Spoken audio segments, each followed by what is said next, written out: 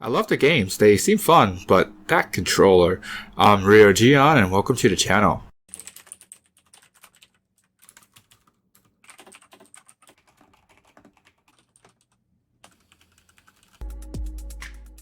Right off the bat, I'm pretty disappointed with the fact that the keyboard's not functional, so I know this is not fair to strike it against the console because you have the controller, but there was a part of me that really wanted to use the keyboard and maybe do a typing test on how I normally do them in my keyboard videos. Anyways, besides that, they did a really good job emulating the look and the feel of the keyboard. Like, now only if they, could give you the monitor and the floppy disk tray, that would be a pretty cool addition if they could, but then again, the price is probably going to be a lot higher than what's going for now. The console is actually really small comparing to the controller, and the controller can pretty much eat the console. There are USB ports on the side with the power button. There's two ports on the top, one for power, the other one for the HDMI slot. The one thing to keep in mind is that they did not include a charger, so if you need to buy a separate charger or just plug it in the computer like me to give it some power.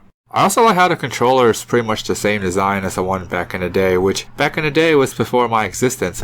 Anyways, the controller has a few extra buttons for better quality of life, like the menu button so you can save your games or exit to main menu. The controller looks good, feels good, the buttons are tactile and clicky. The joystick is the problem. Well, it's either that or I don't know how to hold it or use the controller. When I use the joystick, I feel like I either undershoot or overshoot my movements. I can't seem to find a middle ground. I tried plugging in the Xbox One controller, hoping that it would work, but it doesn't, so I'm stuck with the controller. Anyways, here's what the controller sounds like.